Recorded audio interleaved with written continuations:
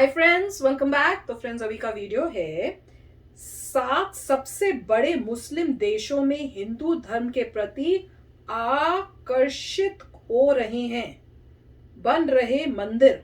मैंने शायद कुछ गड़बड़ कर दी, कुछ साउंड ठीक नहीं हुआ। समझ नहीं, कई बार हिंदी भी गलत लिखी होती है। हाँ, मेरे थोड़ा टफ हो जाता है मेरे लिए। तो चलो वीडियो शुरू करते हैं। वीडियो शुरू करने से पहले अगर आप चैनल पर नए हो और आपने अभी तक सब्सक्राइब नहीं किया है तो जल्दी से पहले सब्सक्राइब के बटन और बेल आइकन को क्लिक कर लो ताकि आपको हमारे सारे न्यू वीडियोस के नोटिफिकेशन मिल जाए जैसे हम अपलोड करें। अगर आपको वीडियो पसंद आता है प्लीज लाइक एंड शेयर। चलिए शुरू करते हैं। हाँ, पर मैं ये सोच रही हूँ कि क्यों वहां पे मंदिर बन रहे हैं और लोग जो हैं क्यों हिंदू धर्म की तरफ झुकाव हो रहा है। प्रॉबेबली क्योंकि मिसयूज हो रहे हैं, कई धर्म में गलत चीजें सिखा रहे हैं, नफरत सिखा रहे हैं। तो एक टाइम ये होगा कि इतनी अशांति इनसाइड से लोगों में, जब इतना वो करोगे तो अशांति दिल में आपको अनईजीनेस तो होती होगी ना। और फिर आप एक ऐसे रिलीजन को देखोगे जो बोलता है कि सबसे प्यार करो, सबको इज्जत दो, सब रिलीजन को रिस्पेक्ट करो। देखिए, या फिर जो आज के दूसरे रिलीजन के लोग हैं उनको ये रियलाइजेशन हो रहा है कि पहले सभी हिंदू थे। देखिए, पॉइंट ये भी है कि जो भी इंसान पैदा हो रहा है जिस रिलीजन में, दैट्स फाइन, वो रिलीजन कर रहा है, बट उसको क्या एहसास है कि एक समय पे सभी लोग इंडिया में हिंदू थे, क्योंकि और कोई रिलीजन था ही नहीं पहले। पूरी इंडिया में हिंदुइज्म ही था। तो अगर आप हिंदू हैं मगर हिंदू नहीं हैं और आप कहते हैं कि भाई मैं यहीं से हूँ, मेरी एंसेस्ट्री पूरी यहीं की है, या इंडियन सब कॉन्टिनेंट की आपकी एंसेस्ट्री है और आप हिंदू नहीं है, तो आपको आई होप कि रियलाइजेशन है कि किसी समय पे आपके एंसेस्टर्स ने कन्वर्ट किया था। उसका मतलब ये नहीं है कि अब वापस हिंदुइज्म जाइए, मगर उसका मतलब ये है कि क्या आपको रियलाइजेशन है कि अल्टीमेटली हर बंदा जो इंडिया में है वो सेम रिलीजन का ही। पर ये तो दूसरे देशों की बात कर रहे हैं ना, मुस्लिम देशों की बात कर रहे हैं जहाँ। ओ ऐसी तो मेरे को लगा कि ये इंडिया की बात कर रहे हैं, बट नॉर्मली ये इंडिया में तो एटलीस्ट आई होप लोगों को ये रियलाइजेशन होना चाहिए कि सब इंडिया क्या, पाकिस्तान भी, वो इंडियन सब कॉन्टिनेंट के सभी लोग जो थे एक ही रिलीजन के थे। और अब उनको लगता है कि पता नहीं अब जो इतना भेदभाव है, तुम ये हो उनको, भैया तुम हर बंदा, तुम्हारे एंसेस्टर्स भी उन्हीं भगवान को प्रे करते थे। कईयों को जबरदस्ती किया गया, कईयों अपनी मर्जी से गए होंगे, जो कम है चांसेस। तो उससे उनको फाइनेंशियल कईयों को गेन दिखा के उनको कन्वर्ट कर दिया गया। मेजॉरिटी को तो डरा धमका के किया गया, मेजॉरिटी को डरा, तो वो आपको ध्यान में रखना चाहिए। तो चलो वीडियो शुरू करते हो, देखते हैं कौन सी 7 कंट्रीज हैं।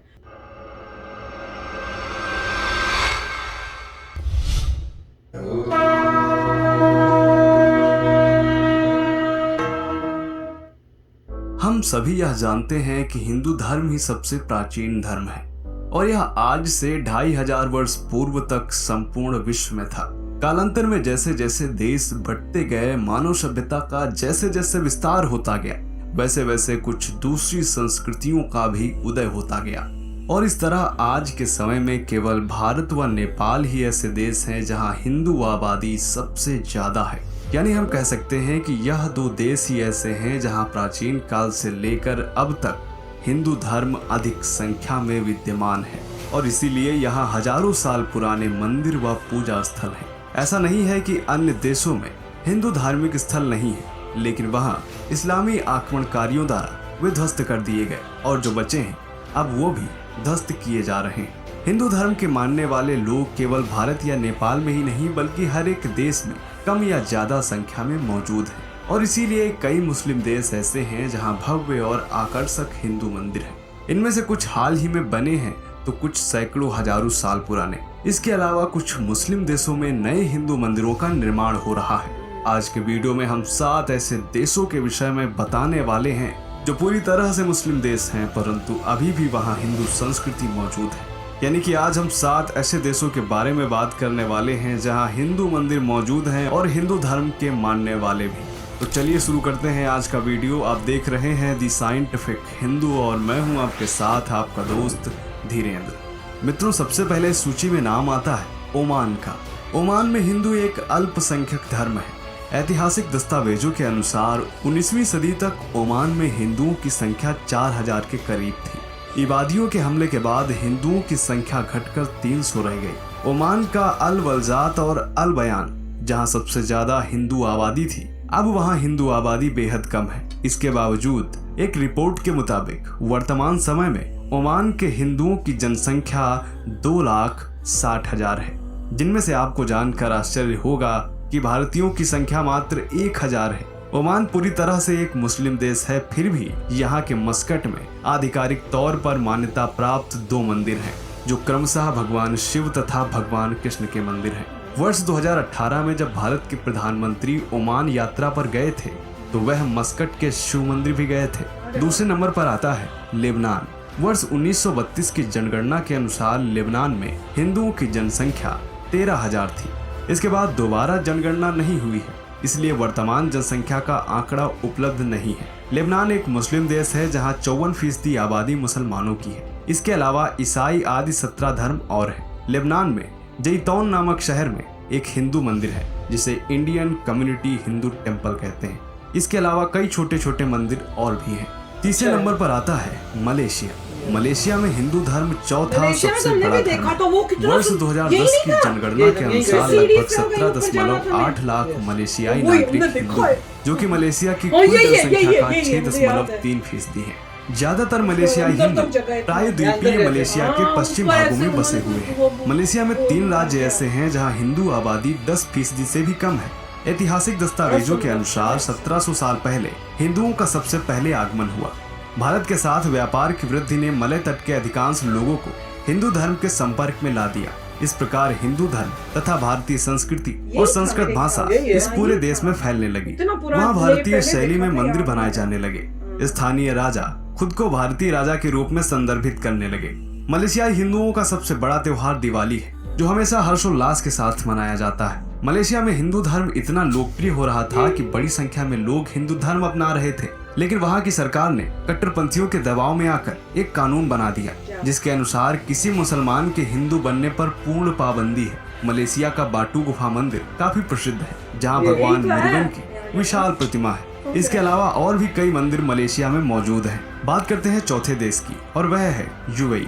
संयुक्त अरब अमीरात में अनौपचारिक आंकड़ों के अनुसार कम से कम 15% आबादी हिंदू है। यूएई के दुबई में अभी तक सिर्फ एक हिंदू मंदिर है, जो भगवान शिव और कृष्ण नाम से प्रसिद्ध है, परंतु अब जल्द ही यूएई के अबू धाबी में भव्य राम मंदिर बनकर तैयार होने वाला है, जो कि करीब 1000 करोड़ की लागत से बन रहा है। मित्रों, बताते चले कि वर्ष 2018 में प्रधानमंत्री मोदी ने इस मंदिर की आधारशिला रखी थी।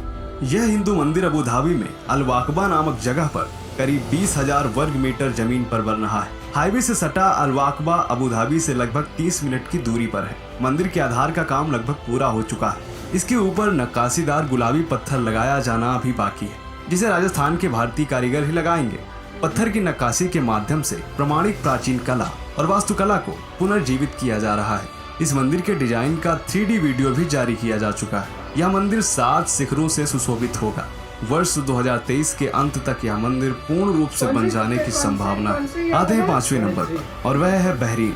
सरकारी आंकड़ों के अनुसार बहरीन की कुल आबादी 12 लाख है, जिसमें से 3,50,000 भारतीय हैं। यानी कि हम कह सकते हैं कि बहरीन में तीसरी सबसे बड़ी आबादी भारतीयों की है। गौरतलब है कि बहरीन में रोजगार की तलाश में आने वाले विदेशियों में सबसे ज्यादा संख्या भारतीयों की ही है। अभी कुछ दिन पहले बहरीन से हिंदुओं के लिए एक अच्छी खबर आई है। रिपोर्ट के मुताबिक यूएई के बाद अब बहरीन में एक भव्य हिंदू मंदिर का निर्माण किया जाना है। इस मंदिर के लिए शाही परिवार ने फरवरी महीने में ही जमीन दान कर दी थी, और इसीलिए पिछले महीने 22 जून को बहरीन के क्राउन प्रिंस और प्रधानमंत्री सलमान बिन हमद अल खलीफा ने बहरीन की राजधानी मनामा में स्वामी ब्रह्म विहारी दास और BAPS स्वामी नारायण संस्था के प्रतिनिधि मंडल से मुलाकात की और बहरीन में बनाए जाने वाले हिंदू मंदिर पर चर्चा की। यह भी बताते चले कि बहरीन में बनने वाला यह मंदिर उन सभी धर्मों के लोगों का स्वागत करेगा जो भारतीय संस्कृति और परंपराओं को जानना और समझना चाहते हैं। यह मंदिर इतना विशाल और भव्य होगा कि विभिन्न सांस्कृतिक और आध्यात्मिक गतिविधियों के लिए इसमें जगह होगी। इसके अलावा बहरीन में 200 साल पुराना भगवान श्री कृष्ण का मंदिर पहले से मौजूद है, जिसका जीर्णोद्धार किया जा रहा है। वर्ष 2019 में प्रधानमंत्री मोदी भी इस मंदिर में दर्शन कर चुके हैं। आते हैं 6ठे नंबर पर, और वह है इंडोनेशिया। वर्ष 2010 के सरकारी आंकड़ों के अनुसार इंडोनेशिया में हिंदुओं की जनसंख्या लगभग 1 करोड़ है। हालांकि हिंदू धर्म परिषद का मानना है कि इंडोनेशिया सरकार द्वारा की गई जनगणना में हिंदुओं की जनसंख्या को सही से नहीं दर्शाया गया है। हिंदू धर्म परिषद के अनुसार इंडोनेशिया में वर्ष 2005 में ही हिंदुओं की जनसंख्या 1,80,00,000 थी। इंडोनेशिया में इस्लाम से पूर्व हिंदू धर्म काफी व्यापक था। इंडोनेशिया के प्राचीन दस्तावेज इस बात का जीता जागता सबूत है। 14वीं शताब्दी में यहाँ इस्लाम का उदय हुआ। इसके बाद धीरे धीरे हिंदू धर्म पीछे छूटता चला गया और लगातार इस्लाम का प्रसार होता गया, यहाँ तक कि इंडोनेशिया मुस्लिम राष्ट्र बन गया। फिर भी वहाँ के लोगों ने अपनी प्राचीन परंपराओं को नहीं छोड़ा। इंडोनेशिया में हर वर्ष रामलीला का आयोजन किया जाता है। यहाँ की रामलीला पूरे विश्व में प्रसिद्ध है। यही नहीं, इंडोनेशिया का राष्ट्रीय ग्रंथ रामायण है। यहाँ की 20,000 के नोट पर भगवान गणेश अंकित है। इंडोनेशिया में बहुत से हिंदू मंदिर हैं। इनमें से बाली का तनह लोट मंदिर जो भगवान विष्णु को समर्पित है। इसके अलावा पूरा बेशकी मंदिर जो भगवान शिव को समर्पित है। यहाँ हिंदू देवी देवताओं की कई मूर्तियां हैं तथा यहाँ स्फटिक शिवलिंग स्थापित है। इसके अलावा पूरा तमन सरस्वती मंदिर जो ज्ञान की देवी माता सरस्वती को समर्पित है। सिंहसरी शिव मंदिर जो भगवान शिव को समर्पित है। ब्रह्मानंद मंदिर जो ब्रह्मा विष्णु और शिव को समर्पित है। यह मंदिर यूनेस्को द्वारा विश्व धरोहर घोषित किया जा चुका है। ऐसे कई मंदिर इंडोनेशिया में प्रमुख रूप से हैं। साथ में और इस वीडियो के अंतिम देश के बारे में बात करें तो वह देश है बांग्लादेश। बांग्लादेश की कुल आबादी लगभग 16 करोड़ के आसपास है। इसमें हिंदुओं की जनसंख्या 10% है। यहाँ की राजधानी ढाका में ढाकेश्वरी मंदिर है जहाँ बड़ी संख्या में श्रद्धालु पहुँचते हैं। बांग्लादेश के कई हिस्सों में और भी कई मंदिर हैं। वर्ष 1947 तक बांग्लादेश भारत का ही हिस्सा था। तो दोस्तों, आज हमने बात की 7 ऐसे देशों के बारे में जहां भारी संख्या में हिंदू रहते हैं और इन देशों में मौजूद हिंदू मंदिरों के विषय में। तो इसके विषय में आपकी क्या राय है वह भी कमेंट करना ना भूलें। मिलते हैं आपसे अगले वीडियो में, तब तक के लिए जय हिंद, जय भारत, वंदे मातरम। तो फ्रेंड्स, अमेजिंग। और मैं यही सोच रही थी कि वहां जहाँ पे कोई मंदिर नहीं, अब वो मंदिर बना रहे हैं जैसे यूएई और इस जगहों पर, तो अच्छा एक मैसेज भी जा रहा है उनकी कम्युनिटी में भी कि मिलजुल के रहो, दूसरे रिलीजन्स को भी रिस्पेक्ट करो। हमारे यहाँ पे भी दूसरे रिलीजन के लोग रहते हैं। तो पहले तो इतना वो था ना, कहते हैं कि कट्टरपंथी टाइप की, नहीं बस मुस्लिम देश है। जब वो ऐसे आप बनाओगे तो मिलजुल के रहना आएगा लोगों को। उनको भी ये रियलाइजेशन होगा कि खाली अपना ही धर्म नहीं होता, दूसरे धर्म की भी रिस्पेक्ट करो। वो उनका तरीका है भगवान से मिलने का, जैसे हमारा तरीका है। तो अच्छा है, और बनने चाहिए, जितने बने दूसरे रिलीजन्स के भी आने चाहिए, जैसे चर्च आने चाहिए, सब आने चाहिए, ताकि लोगों को रियलाइज हो कि खाली अपना रिलीजन नहीं, और भी रिलीजन वर्ल्ड में है, उनको भी रिस्पेक्ट करो। जैसे इंडिया में हर रिलीजन के लिए ओपन है, मंदिर भी है, मस्जिद भी है, गुरुद्वारा भी है, हर चीज है, टेम्पल्स हैं, तो सबको वैसे ही होना चाहिए। पर चलो, शुरुआत तो अच्छी हो रही है और देख के बहुत खुशी होती है। और इतने पुराने जो टेम्पल्स देखे हैं वहां पे, ओ माय गॉड, अमेजिंग। और उसमें जो मलेशिया वाला, वो तो मैंने देखा हुआ है, मजा ही था, बहुत अच्छा था। राइट, तो काफी अच्छा। देखिए, इसमें सबसे अमेजिंग लग रहा है यूएई वाला, कि यूएई में वो लोग जो है काफी टेम्पल्स बना रहे हैं और 2 बना रहे हैं। छोटी कंट्री है उसके साथ देखें तो छोटी कंट्री पर बना बहुत सुंदर और बड़ा रहे हैं। उनको यूएई में शायद रियलाइज हुआ है कि इंडियंस की कितनी कंट्रीब्यूशन है। काफी सारे एरियाज हैं जहाँ पे इंडियंस की कंट्रीब्यूशन जबरदस्त है, इन द सेंस कि वाकई उनको नजर आ रही है ब्रेन पावर ऑफ इंडियंस, अगर मैं फ्रैंकली कहूँ तो उसकी वजह से मेरे ख्याल से उनका कुछ चेंज आ रहा है कि अगर आप जो इतने होनहार लोग वहाँ रह रहे हैं, जबकि मुझे लॉ पता नहीं कि कोई इंसान सिटीजन बन सकता नहीं बन सकता, मुझे कतर का पता है कि अब नहीं बन सकते, यूएई का आप बताइए कोई सिटीजन बन सकता नहीं बन सकता, मेरे ख्याल से बहुत मुश्किल होगा। तो हो सकता है एक समय पे उनको कुछ लोगों को मतलब अलाउ करेंगे जो बनना चाहता है सिटीजन। अच्छा। क्योंकि वो नहीं चाहते कि वो लोग जो है एंड ऑफ द डे उनकी कंट्री को छोड़ के चले जाए। और अल्टीमेटली कोई इंसान ऐसा तो नहीं है किसी फॉरेन लैंड में हमेशा के लिए रहेगा। जैसे अगर आप कुछ मिडिल ईस्टर्न कंट्रीज में देखते हैं, आप सिटीजन नहीं बन सकते, इससे लोग जाते हैं, काम करते हैं, उनका काम लगता है काफ़ी काम हो गया, वापस आ जाते हैं, राइट।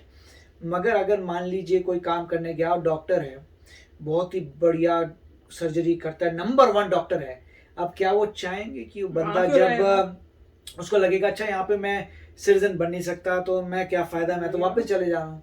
तो फिर मेरे ख्याल से कुछ अंदर से कुछ चल रहा है यूएई में कि लोगों को शायद हो सकता है सिटीजनशिप भी दे देते हों, मगर ये मुझे एग्जैक्टली पता नहीं है, मगर कुछ चल रहा है कि क्यों वो नेशन जो है ये करेगा, जो टोटली इस्लामिक नेशन है। एक एंगल ये भी था कि वो अपनी जनरेशन को रेडी कर रहे हैं कि तुम्हें मिलजुल के दुनिया के साथ रहना है, क्योंकि तुम्हारा ऑयल जो है खत्म हो जाएगा। फिर क्या करोगे? अब कुछ लोग कहते हैं कि देखिए उनके पास ऑलरेडी ऑयल नहीं है, उनका फाइनेंशियली कैपिटल है, तो अल्टीमेटली ये है कि जब और देश ऊपर आ जाएंगे तो उन देशों के पास रिसोर्सेज भी हैं और ज़्यादा बड़ी बड़ी होंगे। इंडिया की जो सिटीज़ होंगी वो दुबई से बड़ी हो जाएंगी, इतनी पावरफुल हो जाएंगी, रिसोर्सेज तुम्हारे पास ऑलरेडी। तब क्या होगा? तब उनके पास क्या है बेचने के लिए? बड़ी सिटी, बड़ी तो इंडिया में उससे बड़ी सिटी होंगी। तो मेरे ख्याल से तो कुछ चल रहा है कि आप उनको ओपन माइंडेड, उनको ये लग रहा है कि ओपन माइंडेड रखो तभी जीत पाओगे। अगर तो अपने सर्वाइवल में मुश्किल होगा, तो सर्वाइवल उनका मुश्किल हो जाएगा। बिल्कुल, काफी अच्छा वीडियो। यस फ्रेंड्स, तो चलो चलते हैं, मिलेंगे नेक्स्ट वीडियो में बहुत ही जल्द। Till then take care and bye bye. तो अगर आप मेरे इस चैनल पे नए हो तो जल्दी से सब्सक्राइब के बटन को हिट करो और बेल आइकन को क्लिक करो, ताकि आपको मेरा जब नया वीडियो मैं लगाऊं आपको उसके बारे में जल्दी से पता चल जाए।